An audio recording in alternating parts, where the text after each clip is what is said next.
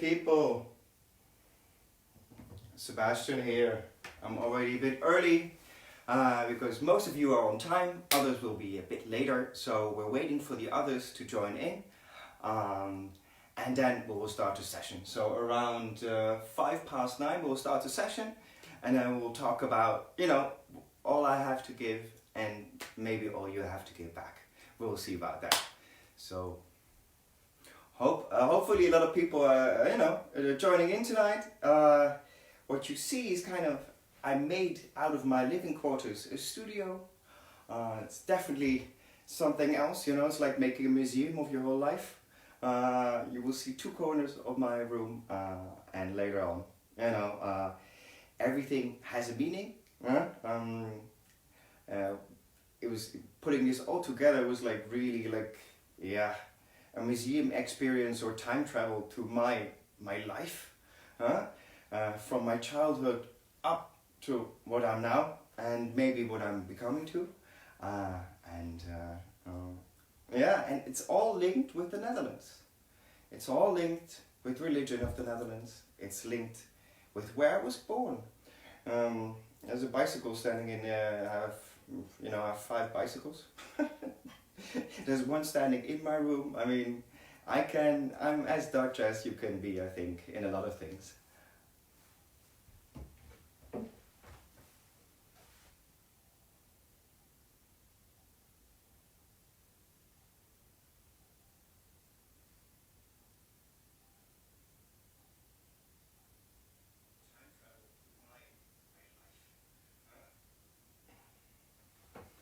Okay, I will see your questions on my mobile phone. We always say in the Netherlands, it's your party, jouw feestje. So you just, post some questions in between if you want to. I will take a look at it if I have time, and I will, of course, this is an interactive session.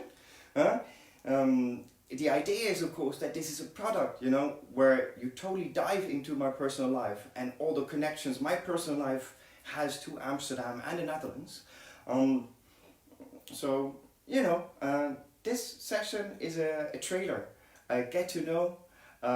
Also saying hi to all my friends who already were on bookings with me, while I'm a professional tour guide here in Amsterdam.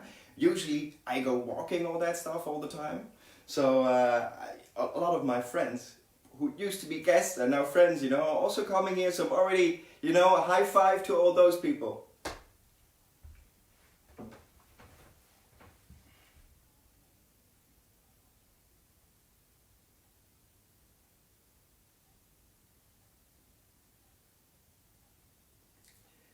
Hey, Herr Böse is auch da! The father of my best friend, one of my best friends, is here also, and Benjamin Fisher. So we have Germany, Netherlands, England, Great Britain. Let's see who, and 33 others.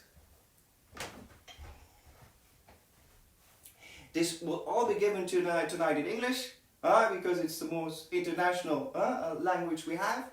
Of course, we can do this. I can do it in Dutch, English, or German. Not in Latin. I have it on my CV, but you don't speak that language anymore nowadays.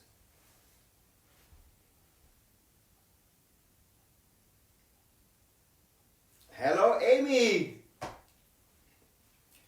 Thumbs up to the United States.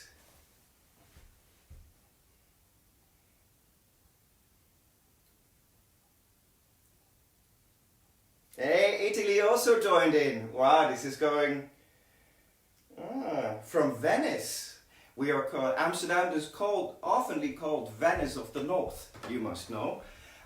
We have actually more canals and a few more bridges than Venice, although it's an ongoing, it's like who invented the fries, the Belgians or the Dutch, or did we do it together? And the same, it's a bit like with Venice. Who has more canals, who has more bridges? It's all a bit of statistics thing, but we here in Amsterdam think we have more bridges and more canals. Brazil! Hey! Elizabeth Lesher! Hey, Lizzie! My friends from New York, how you doing? Hey!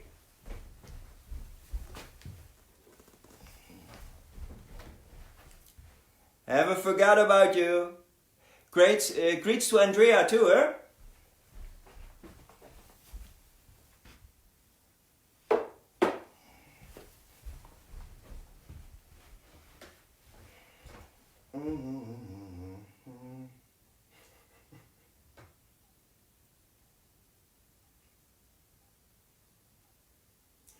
Oh, my girlfriend's sister is also there. Wow, I'm getting VIP treatment today. Everybody's there. Everybody's watching. So.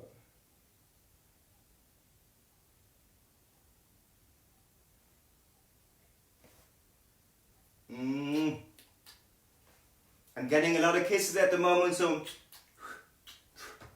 have to return some, huh?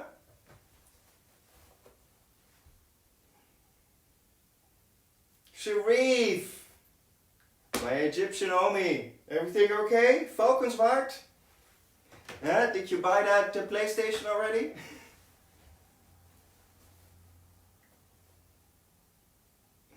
Romania! If we go on like that, we can do an international dancing party.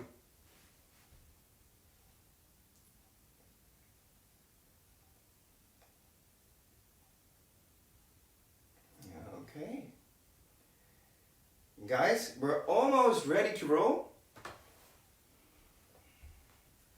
And we're gonna talk about something I love very much, and that's Amsterdam, of course. We're also gonna talk a lot about me, which I don't love so much as Amsterdam, but you know, it's intertwined, as everything is. And we're gonna talk about this, which is the Netherlands, with some beautiful dikes here. And yeah, it's a country I chose to live, and it's a country I'm really happy, and for the next 10 years I'm definitely gonna stay here, I can tell you. So, we're ready to roll. So, good evening everybody. And I want to say good morning, good afternoon, good day, because you're tuning in from all around the globe, as I'm seeing, and that's really thanks. A really big compliment. So, firstly, who am I? What are you going to see? Yeah, you're going to see the mausoleum, the museum of my life a bit. A little teaser trailer. I'm 37. I was born in Tiel, the Netherlands, where also, I mean, we are known for apple pie. Maybe if you have been here or you heard, we make the best apple pie in the world. I was born in that region, which is Tiel. We also have cherries and pears there, and I can tell you, beautiful region, but a bit boring. If you don't eat apple pie all day long. So, I lived in 4 cities up till now, and that's Rotterdam, Amsterdam, Hamburg, and the city where the bicycle and the car was invented. And I hope that, you know, some of you already won my tour. I hope that you still remember where that was. And as we all drive a bicycle here in the Netherlands and, you know, love cars worldwide, who do you think, or where do you think the bicycle and the car were invented? I give you a hint, it's the same city and it's not in the Netherlands. Let's see if there's somebody here who remembers that. Oh, Oregon too! High five for that one. Poland! My Polish friends. So important for European economy. Yeah. So, let's talk a bit about self-isolation and what that means in the Netherlands at the moment. So the Netherlands, that means 1.5 meters, which I can tell you not everybody understands what 1.5 meters is, but it's around about like 2 steps in here. And my country, 1.5 meters is in your cultures or your countries not so much. But in a country or in a city that is so small, or let's say efficiently small, 1.5 meters is a lot, because that's 1.5 meters there, 1.5 meters there. So even cycling is really hard nowadays. We are still allowed to go outside, but the idea is as least as possible, which you can see from my haircut. That's what I'm actually doing, I haven't been outside as much as I normally do, because normally at this moment in time I'm walking all day long with beautiful people like you guys all around the world to show Amsterdam, what it's made of, what it means to me, and what the connections are with your country and culture. So almost everything is closed, I can tell you. Grocery shopping is also, you know, small country, 1.5 meters again, it's a lot. So what did I do? I'm living at the moment in a house with, I'm sharing with other people. So one of the things I did is, I don't know, you don't see it so much if I go down here. My Corona kitchen. So the things I can do inside, I'll do it inside. And I'm sure you guys all do the same. Because, I mean, there's one thing for sure. It has never ever been so easy to be a hero for me in my 37 years. You know, do the right thing is keeping away from people, being down low. You know, you can have all the fun you have, like we have now. You know, you can call, you know, like stuff, but stay the F away from others. And yeah, you can see it all. I'm already bought myself something to shave it off, but let's wait for that. So normally what I do is I would go with you on a walk. We would walk through Amsterdam. We would talk about the Tower of Screams. We would see the Dam Square. We would see we would talk about Monarchy, about risks, about the West Indian and the East Indian Company. So the walking we cannot do. The looking, that's a bit different. You know, you can always see the pictures I sent to you later. But the connection, and what it actually means to live in a country like this, where a bicycle is number one and car down low, or where, you know, milk and coffee are number 1 and 2 drinks, you know, all day long. Meaning, for example, if you eat our pastry, apple pie, what we talked about, you need to drink a cup of coffee. It's a complementary good. So all these things are interlinked with the history of my culture and my country and the trade we did. With locals, they bring us together. They usually connect me with the other people all around the world, and I can tell you, I learned so much, not by traveling, but the people traveling to me. And I already see I have some questions, so let's see.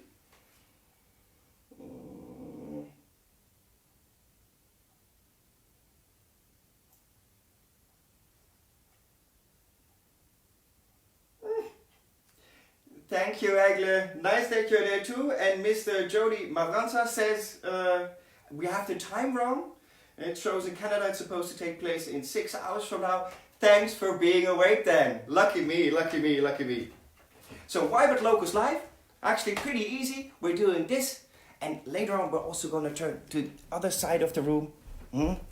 Because we're going to have a tour to my life. And through my life also means through Amsterdam.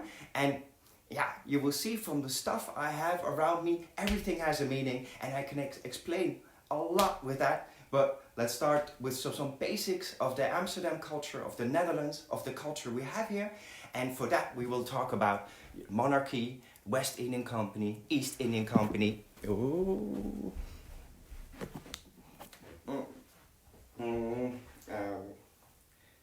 Why? Also a good question, eh? Question for you guys. Why do you think we call oranges here in the Netherlands, we call China apple? So why do you think we call them that way, and why apple, not China orange? So we will talk a bit about the Dutch monarchy too. Where at the moment we have a King William Alexander and our Queen Maxima, who is from Argentina. I hope anybody from Argentina is here too. Shout out there. We will talk about the color orange. Actually helps me with my hair, huh? The color orange, yeah, which is a very dominant color in our culture, and also all links to history. It all makes sense, I'm telling you. Then the Second World War, we tap on it a bit, you know, because when we talk about West Indian and East Indian Company, you will understand that the Second World War, for us, the Kingdom of the Netherlands is more than the Netherlands just here. Then why did Anne Frank come here? We all know about Anne Frank, the poor Jewish girl who fled to the Netherlands. But why did she flee to Amsterdam, you know, from Germany? Why not to Poland? Why not somewhere else? We'll talk about that too. Because we are a city of immigration of all time. and again. We grew the last 15 years, we grew about 1 million people in the Netherlands, and that's in general because we are liberal but divided. More about, we used to be liberal but divided. Nowadays, we're just like party people, loving people. We also make mistakes. We're not perfect. I'm not selling you an idea here. I want to be as honest as possible, which of course is not is easier when we're one-on-one or just on a tour, just the two of us or the four of us. But I'll try to customize it because, as we always say in the Netherlands, it's jouw feestje, it's your party. We will talk about the Tower of Screams and why it's called the Tower of Screams. Maybe you guys can already guess it, on your mobile phone. It has to do about taking risks. It has to do with sailing. We will talk about the 5 crosses of Amsterdam, and that's actually where we start. Because the 5 crosses of Amsterdam, which, if I zoom in, you can see here, some crosses, 1, 2, 3, 1, 2, 3, boom, boom, boom. So what do they mean? They are actually, the last cross is related to the situation we are in right now. It's related to, you could say, to a pandemic, to a crisis. So that's why we start with the last cross today. Normally I always start with the first 2 ones, because it says the 3 crosses of Amsterdam, which are in the crest of Amsterdam, which are our sign. You see it everywhere here, 3 crosses, 1, 2, 3, around, they're all around me, like this, 1, 2, 3. And 3 catastrophes, number 3 is the pest. The pest was also in Amsterdam, and I just read about it. It also seemed to be from Asia back in those days, and via all the trade routes it came to Amsterdam. We did a lot of trade, so no wonder it also came to us. So the pest is one of the 3 crises we say the 3 crosses of Amsterdam started with, because they're in a crest. So pest is number 3. Number 1 is flood. Amsterdam is called Amsterdam. We built that dam in the Amsterdam River. You see here all those waterways. See all these waterways? So here's the dam square. And here used to be water. So, floods. You build a dam in the Amsterdam River, Amsterdam. Amstelreddamme in Old Dutch and Amstelredami in Latin. So, number 2 is fire. We are known for these beautiful brick buildings. And brick. Why? Guys, we don't have stone so much, so we're very dependent on brick, and we learned that from the Romans when they occupied us to bake bricks. And why am I talking about bricks? Because flood, and number 2 is fire. And bricks we used as a fire prevention. First, very opportunistic, if you had a house, like a wall here from brick, because it's a fire prevention. And then later on, because it worked so well, all around. That's, because 15th, 16th century, a lot of fires, and as you know, round about that time was also the pest. So, flood, dam in the Amsterdam River, fires, that's why we built the bricks, and pest, that's one of the reasons actually you have to know, getting fresh water is really hard back in the days. So, beer is a hygienical thing actually. Old school beer, we all know what I'm talking about. I mean, nowadays when you talk about Amsterdam, you talk about Heineken, the big star. It's like we felt, after the Second World War, we felt a bit small, and then comes Heineken and gets real big, and we go all over the world, we see that star all over the world.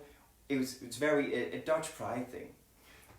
So beer, you have to imagine a few hundred years ago, beer only had 2% alcohol. Was non-filtered, non-carbonated, and we even gave it to children. Why? Because beer is easier to store than water, because it has that 2% alcohol, and getting fresh water is very, very hard because the Amsterdam River is very polluted. So those 2%, they kill germs and bacteria. And again, the whole alcohol theme came up again because we're in the COVID problem. Okay, let's see. Oh, good question in between. Why did you choose to become a tour guide? So let's talk a bit about then what I did before.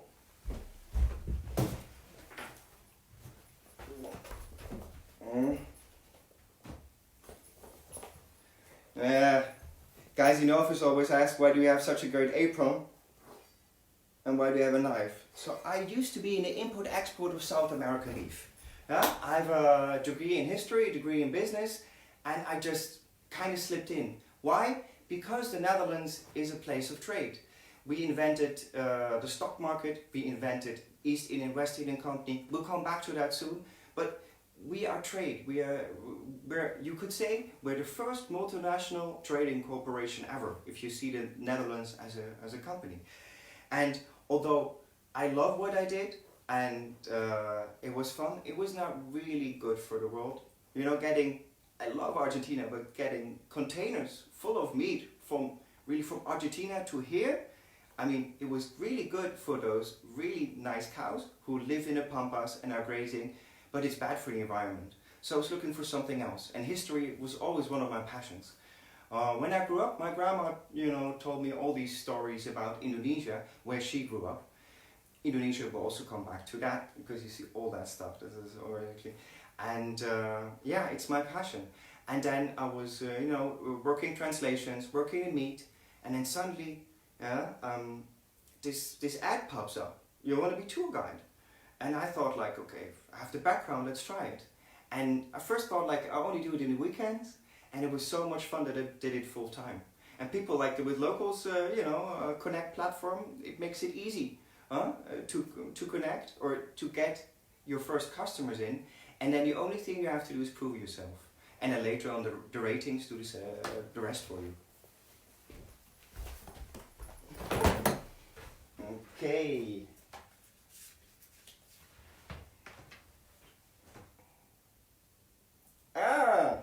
Again. Hey, Sebastian is also there. Shout out. So China apple. I get the question. So why do we call it China apple? So we should start with the East Indian Company then. So what happens is 1595, we decide, because others are also doing it, to roam the 7 seas.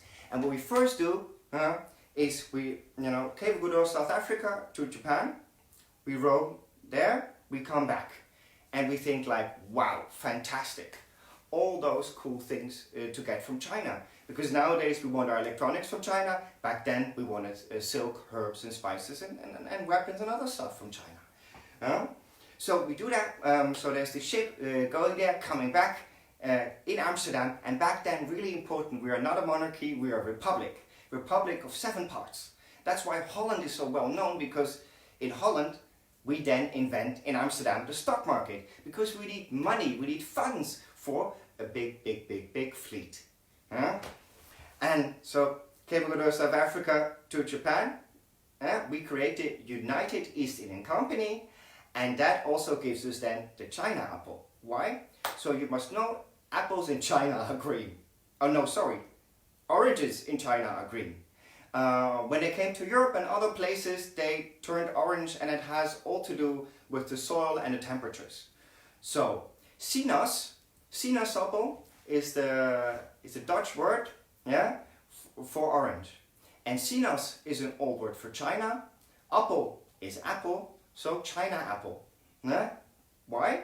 Now you know, because oranges, where they are from, when we imported them, were green, and we started it all with China. Nowadays Spain, we source it much closer and that kind of stuff, but it used to be that way. Okay, well, the city and the cars and bicycles were invented. So I think we're gonna do more than a half an hour, because although I still want you to know about West Indian East Indian Company, otherwise, it's incomplete. But okay, so really important here when I talk about the bicycle. When the bicycle, we talk about dominant design. So the bicycle I'm talking about is the bicycle that has 2 of the same wheels. And it's really important. And I can explain really easily why. Think about it that way. Before that, they had bicycles with a seat like that, yeah, and a little wheel, and a big wheel like that. Yeah, but now think about it. I'm sitting on this, and here is my brake. So I brake, and what happens? Whoop! I'm catapulted on the big wheel up front. So it was really, really unsafe. And I mean, you could call it a bicycle, but no. For me, the dominant design, which we see up today, where the two wheels are the same size, that's Mr. Drais, Herr Drais. And Herr Drais did that in Mannheim, Germany. And Mannheim, Germany is also the place where Mr. Benz and around about the same time with Daimler invented the car. Yeah, most of the people don't know that. And I understand it because I lived at that city. I can tell you guys, if it would be the Netherlands, yeah, there would be a theme park with bicycles and cars. And you know, and apple pies and Schweinehaxe, you know, the big meat. We would make it an attraction because they also have the second biggest Baroque castle, yeah, after Versailles. But yeah, you see, nobody knows it. If you want to, if you know, if you have to go there or ever, you know, we can talk about it in a one-on-one situation like that. Okay, so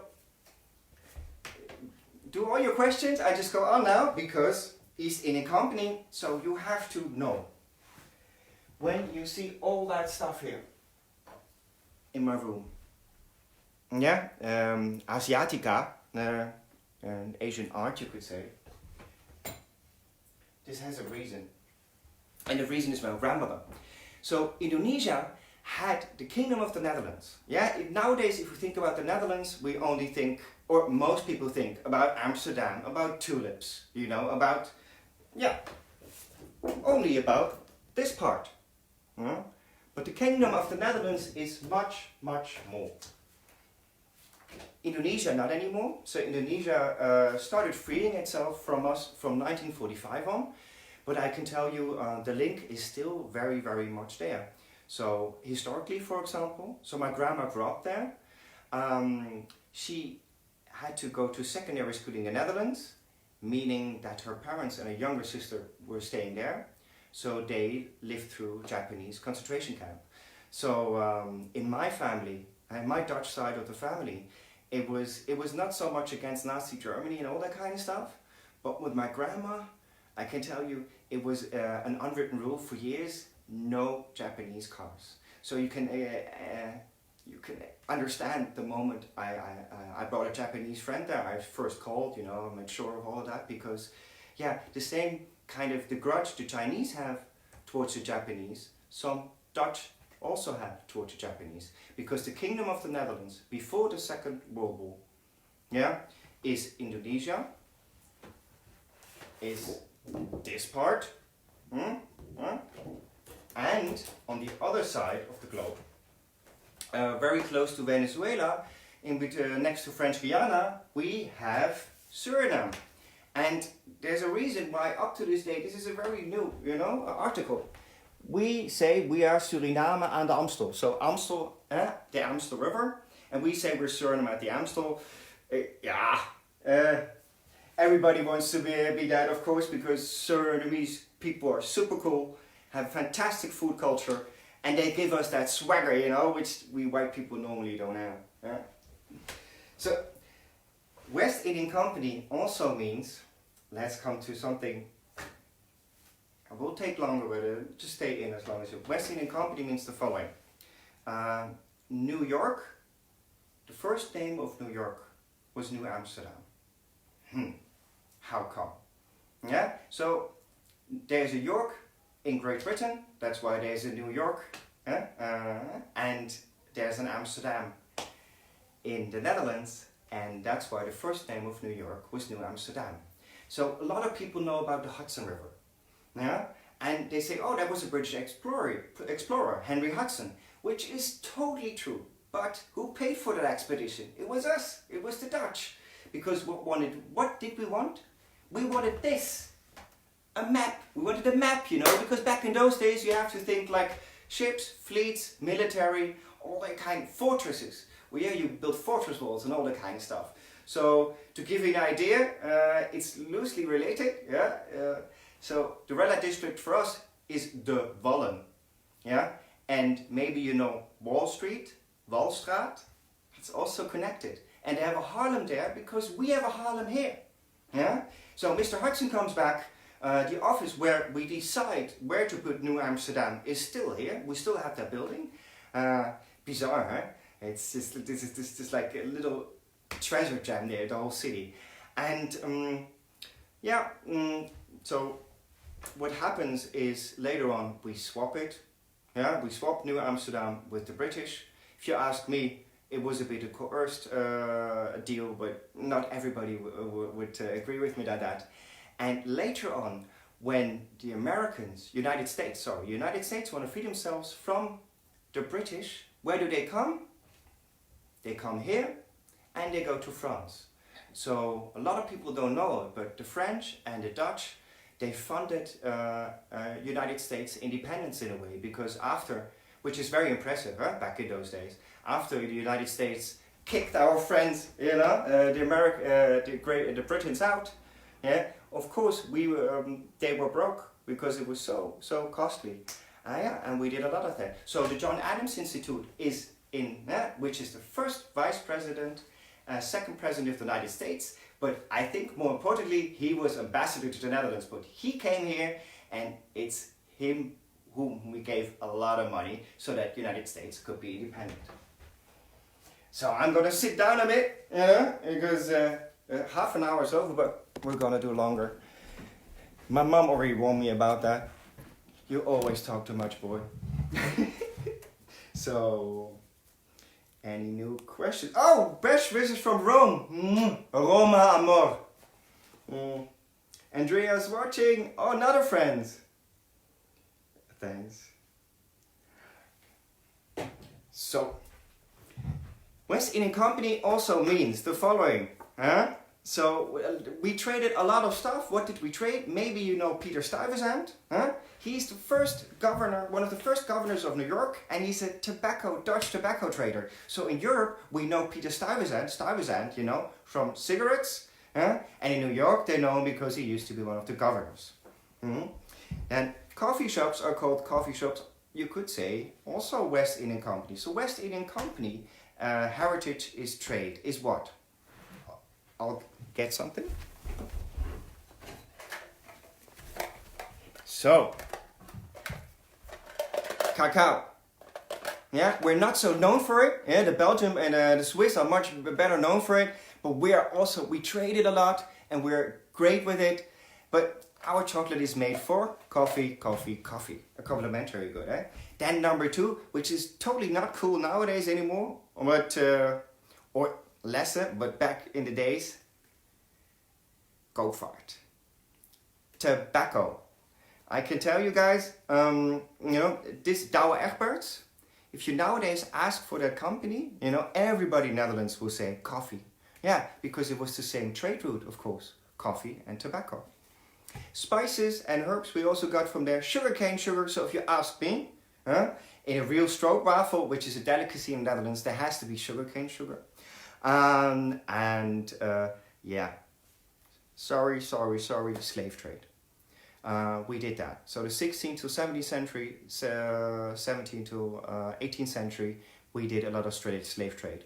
1815, we abolished slave trade, and 1865, we abolished slavery as one of the last countries in Europe. But we understood it. Yeah, we understood. And why do I say that? Because we're shying away from calling it the Golden Ages. We used to always call it the Golden Age. So I grew up with this idea, it's like, whoa, we're, the biggest sailors in the world, Golden Ages, party time, we rock.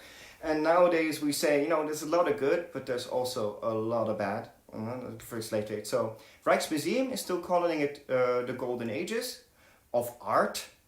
Yeah, and they have a reason for it. Where is my friend? Yeah, it's a map by Mr. Rembrandt, for example. But the Amsterdam Museum, which is about Amsterdam, and I totally agree, doesn't call it the Golden Ages anymore. It's the 17th century and the 18th century, and we are at the moment in the process of not changing facts, never change facts, but how to call it, how to name it, how to see it, we are changing that. And maybe, compared to other cultures, we're a bit late with that, but it's never too late to see, to try and see the truth and say sorry. Sometimes it's so important. It's so much more important just to say sorry. I also saw that with China and Japan. Chinese people even, almost cutting, that was 20 years ago, cutting their hands or fingers off because of what happened in the Second World War. And really, those people don't want money, they want sorry. And that is so important also for, I hope that others will do that too. So, then the Dutch, the color orange, have to get my head again.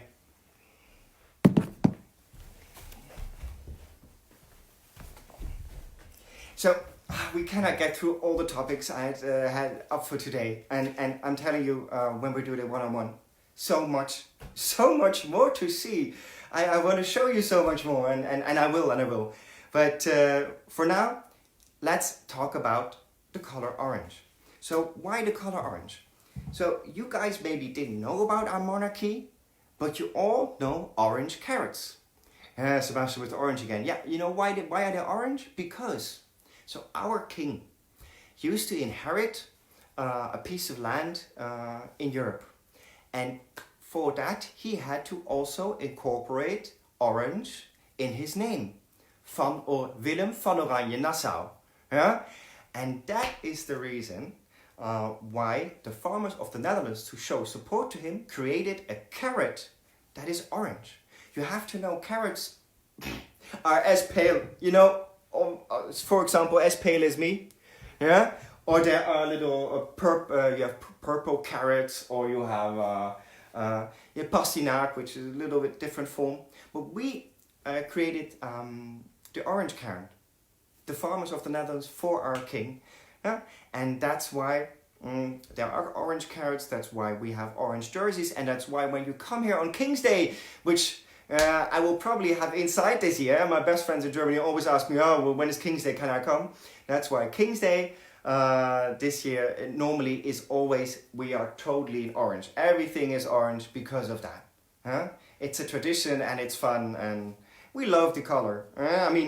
We love tulips, so we love colorful things. So,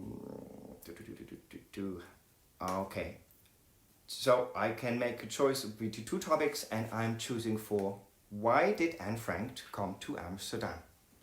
So guys, I know that, we used to sell those tickets. Good girls go to heaven and bad girls go to Amsterdam. Yeah, that's not the reason. Definitely not with Anne Frank. But it shows you the freedom we have. So before the Second World War, and way before that, I would say we were liberal but divided. In which way are we divided? So if I'm Catholic and you're Protestant, we cannot marry. We can do trade. We can drink a beer, but we cannot marry. And that's what the liberal and divided is all about. And it also means is that freedom of religion was a big thing here. So from 1600 on, for example, we invent the stock market 1602 for the East Indian Company and then the West Indian Company. Yeah. So with the stock market, we have a lot of funds, and our language back then.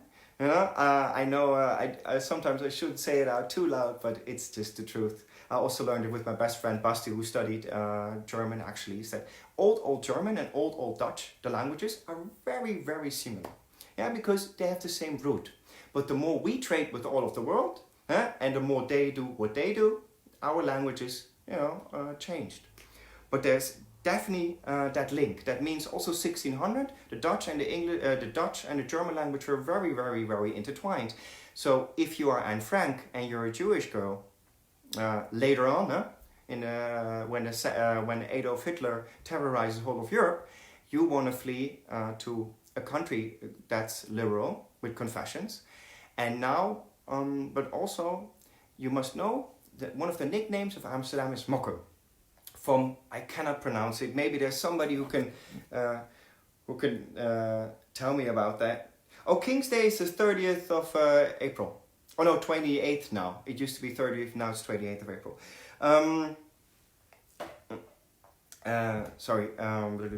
What was I telling? So we invent the stock market. Our language is very related to German. That means we get a lot of German Jews because we are liberal but divided, and we have money and all that kind of stuff, and we are pretty cool people, yeah, compared to others back in those days. So we get a lot of Ashkenazi Jews. Ashkenazi Jews, they are German Jews. You know, it's like Spielberg, Goldman Sachs, those names. Bloomberg, for example, could be, you know. So they come here because we have jobs, because it's all related. In the sense like our languages are related. You understand, back in those days, if you take all these risks, you know, migrating, you know, you don't want to do it for nothing. And so we are a very Jewish city. Then I come back to Mokum, the way we say it, or Mochum. Sorry, again, no Hebrew here, only Dutch, German, English. Yeah, it means the place. Why the place? Yeah, we were the place for Jewish lifestyle before the Second World War. That also means, of course, that when you were Jewish and you had to flee to somewhere in Europe, where would you go? Yeah, to Amsterdam, of course. And that's why Anne Frank came to us. That's why she hid here. And I would love to say she would have gone on the boat with the Holland America line, you know, Rotterdam, New York, but she didn't. She hid behind that shelf, and the rest of the story we can talk about and relate about. But I just wanted to tell you why Mokum, you know, why that nickname. It's because Mochum. Yeah? And also funny fact here is, like, you know, I'm also a food tour guide, so I know a lot about food. I lived in Germany, a country where pork meat's fantastic. But in Amsterdam, very Jewish, nowadays very Muslim. So, yeah, beef, fish, poultry, go for that, you know. With the pork meat, maybe wait some years, or it will never come. Oh, somebody's having a stroopwafel, fantastic. So you know how to eat that stroopwafel? And I'm not joining with you because it's almost 10 o'clock here, you know. Yeah, pour yourself a cup of coffee and put the stroopwafel on top of it. So then the syrup, it will melt again, and it's a combination again, you know. That's sugary with your coffee, so don't put any sugar in your coffee anymore. That's why when you're in Netherlands, you always, if you order a cup of coffee, you get a little cookie or something sweet next to it. Starbucks is also not you could think, you know, because of the coffee culture. I mean, West Indian Company is also huge coffee culture. Yeah, we love coffee and we have our own coffee culture. Also meaning Starbucks, when they tried to hit the Netherlands in 2000, something like that, was really hard for them, and they still have a hard time because, you know, we don't want the sweets in the coffee, we want something sweet next to our coffee. So that's very different from what they offer, although they're making steps. Dunkin' Donuts, for example, understands it. What did they do? So at the moment, me and my friends are, you know, in Netherlands invented a lot of coffee machines too, but a lot of us are going back to the good old school filter coffee, just a filter coffee machine. And Dunkin' Donuts, they're very smart. They're offering filter coffee nowadays. And McDonald's, when they came here, really quickly to offer real good coffee, because we drink coffee and milk all the time. I can tell you, I had a presentation once with Coca-Cola. And again, coffee is related West Indian Company, East Indian Company. So Coca-Cola was asking us smart students, although I didn't feel very smart back then when we started screaming all these stupid ideas. So they were asking me, it's like, okay, guys, what's the biggest competitor in the Netherlands of Coca-Cola? So we were saying like, oh, it's like Pepsi, and they almost peed their pants. And all these other stuff. And then like, guys, come on, what do your parents drink all the time? What's one of the biggest aisles in the supermarket? the coffee aisle. So coffee is the biggest competitor of Coca-Cola still up to this day in the Netherlands. And what they did back then is put next to the Coca-Cola, next to the coffee machines, they put the Coca-Cola machines.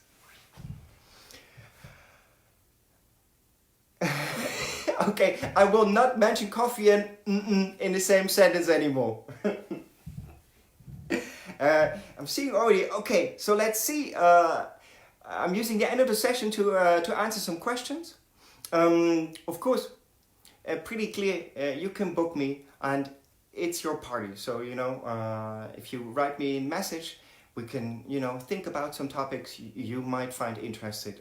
I'm into, and we can combine it, and then it will all come back somewhere in my room. And I'm still working on this. It's a work in progress, huh? So the museum is probably never finished because hopefully I learn every day. But back to why are bikes such a big part of Dutch culture? Very good questions from Ellie. So you have to see it this way.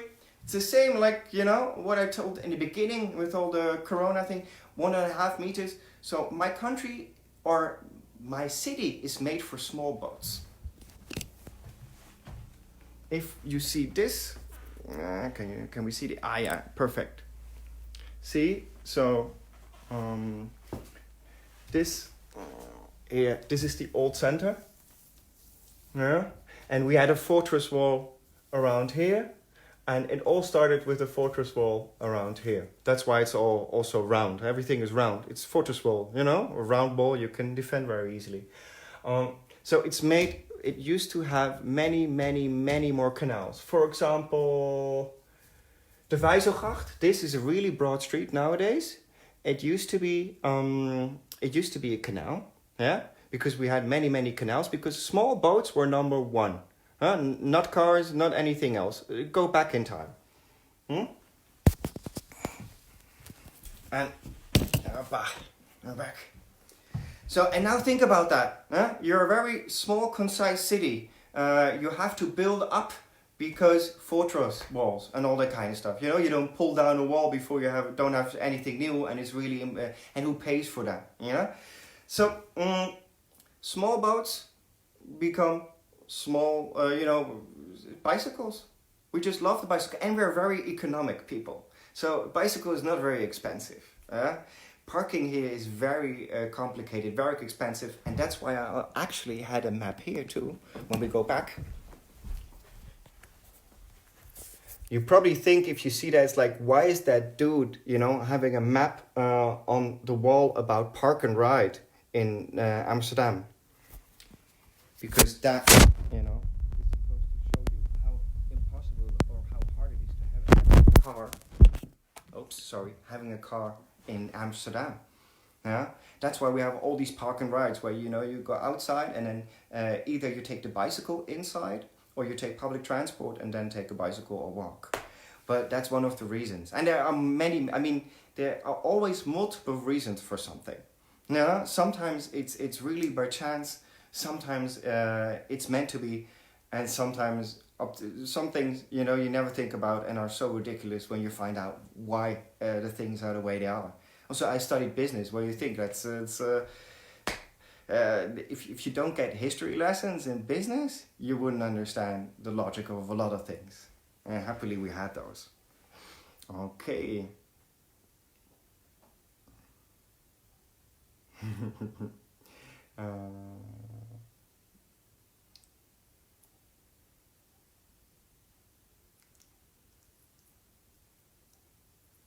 Okay, guys.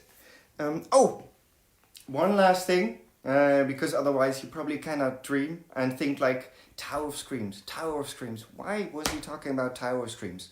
So first of all, a lot of people, if I say, so first of all, Tower of Screams. This time it's not linked with a prison. And it's not linked with torture, but it's linked with risks. So you must know that tower, which is not so high nowadays, but back in the days pretty high, was reaching into the harbor of Amsterdam. It was the farthest point into the harbor. And what happened from that tower, let's say 50 meters outside from there, the ships would dock. No? And the ships were docking, they were leaving for East India, West India. So, Cape of Good Hope, South Africa, apartheid is rooted in the Dutch language.